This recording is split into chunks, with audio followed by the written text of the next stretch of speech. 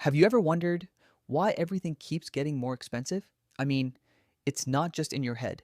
That chocolate bar you used to buy for $1, now it's $1.50. The ice cream cone from the corner shop, it used to be $2, now it's $3.25, and it's smaller. Your favorite bag of chips? Same size, higher price. Sometimes, even smaller bag, higher price. Sneaky, huh? And no, it's not because you're growing up or because you're imagining things. It's real. It's everywhere. It has a name, inflation. But what is inflation, really?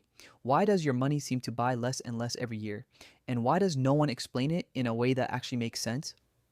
Okay, so let's slow down. Let's pretend you're 5 years old again. And honestly, most adults should probably listen like they're five too. Picture this. It's 2020. You walk into a candy store. You have $1 in your hand. You feel like a king. You point at your favorite candy bar. The shopkeeper smiles. That'll be $1, he says. You hand it over. Boom. Pure sugar heaven. Now fast forward to 2023. Same candy, same store, same dollar. You walk in full of confidence. You slap that dollar on the counter. But this time, the shopkeeper frowns. Sorry, kid. That candy's $1.50 now. You stare at him. But I bought it last time with just $1. He shrugs. Prices go up, kid. You leave confused and candyless. So you go home, you ask your parents, why did the candy price go up? And they give you the classic answers, it's inflation, sweetie. Money loses value over time. It's complicated. But wait, what does that really mean? Did your money get sick? Did someone steal part of it while you slept? Or is there some kind of invisible monster making everything more expensive? Truth is, most people throw around the word inflation without really understanding what it is. It sounds like a grown-up problem, something for banks, politicians, and economists, but it's not. Inflation affects you, me, everyone. Every time you buy a soda or pay rent or save money, inflation is there, silently shrinking what your money can do. So today, we're going to break it down. No boring graphs, no economic jargon, no professors in suits talking about monetary policy, just a simple story about how your money loses power and what you can do about it. Before we jump in, make sure to hit the like button and subscribe if you enjoyed learning without the nonsense. That way, you won't miss the rest of this series. All right, let's talk about inflation, for real this time. So, what is inflation? You hear it all the time. Inflation is rising. Inflation is killing the economy. But no one really explains what it is.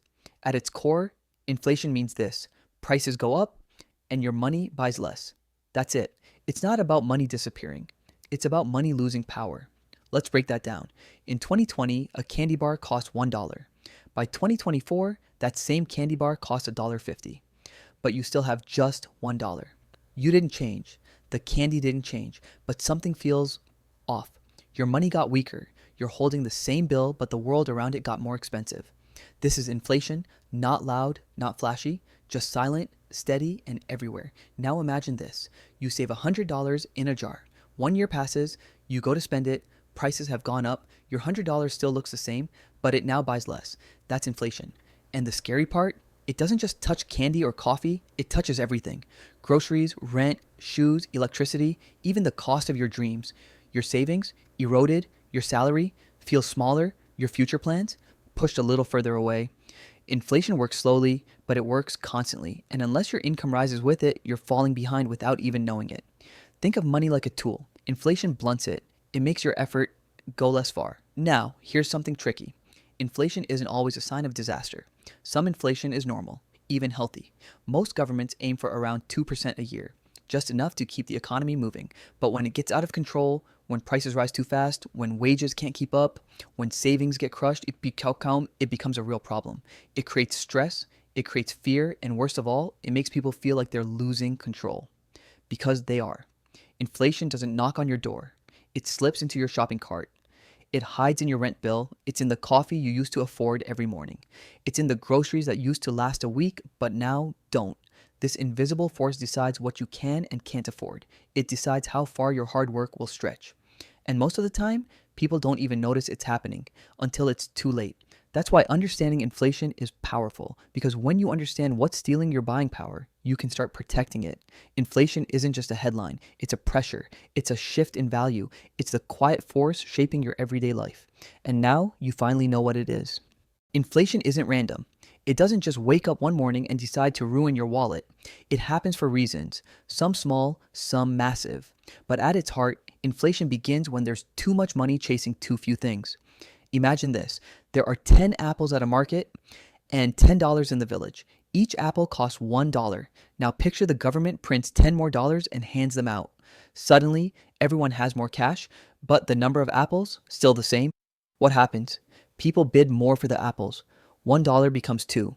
Prices rise, not because the apples got better, but because the money got weaker. That's inflation in action. And governments, they print money a lot, especially in crises. Pandemics, wars, bank failures. During COVID, trillions were pumped into economies. It helped temporarily, but it also flooded the system with money. And when the world reopened, boom, prices exploded. But printing money isn't the only trigger. Sometimes inflation comes from rising costs. Say oil gets expensive. Suddenly, transporting food, making plastics, running factories all gets pricier. Companies pass the cost to you. The result? Inflation from the supply side. And then there's demand. If people suddenly want more houses, cars, or concert tickets, but there's not enough supply, prices jump. This is called demand pull inflation. And it feels like a race where everything is getting more expensive just because everyone's chasing the same things. It doesn't end there. Wages play a role too. If workers demand higher pay and get it, companies raise prices to cover costs. Then workers want more pay again. It becomes a cycle, a wage price spiral. Feels like running on a treadmill, faster and faster, but going nowhere. And sometimes inflation is imported. If the country you trade with raises prices, your country feels it too. A coffee bean grown abroad becomes more expensive. You pay more, not because of your local economy, but because inflation traveled across oceans. Every one of these forces on their own might cause mild inflation. But when they hit together, they create storms, the kind that reshapes budgets, destroys savings, and leaves families wondering how basic life became a luxury. Inflation is born from money, from scarcity, from panic, and from power. You can't stop it, but you can understand it, and that's the first step in not getting crushed by it. Inflation affects everything we buy, but few people understand who really controls it. The main player is the central bank. In the US, it's called the Federal Reserve, or the Fed. In Europe, it's the European Central Bank. Every country has one. Their job is to keep inflation low and the economy stable. They do this mostly by managing interest rates, the cost of borrowing money. When inflation rises, the central bank raises interest rates. This makes loans more expensive. People and businesses borrow less and spend less. Demand drops and prices stop rising so fast. If inflation is low, the bank lowers interest rates. Borrowing gets cheaper. People spend more. The economy grows, but these changes don't work instantly. It can take months before higher interest rates slow inflation. Central banks also buy and sell government bonds to control the money supply. Buying bonds puts money into the economy. Selling bonds takes money out. Sometimes, in emergencies like a pandemic, central banks do something called quantitative easing. They pump huge amounts of money into the system to keep things running. This can help in the short term, but risks increasing inflation if done too much. Governments also play a role. When they spend more money or cut taxes, people have more money to spend. This can push prices up. When they cut spending or raise taxes, they can slow inflation. Central banks set inflation targets, usually around 2%. This small amount of inflation helps keep the economy healthy. They communicate these goals clearly to shape expectations. If people expect stable prices, they act accordingly. But if they expect high inflation, they demand higher wages and prices, which can make inflation worse. Controlling inflation is difficult. Changing interest rates takes time to work. External events like wars or disasters can disrupt prices. Political pressures can interfere with decisions. Inflation is affected by many factors, but central banks and governments are the ones steering the ship. Understanding who controls inflation helps you see the bigger picture behind rising prices. By knowing this, you can make smarter choices with your money and better prepare for the future. Thanks for watching.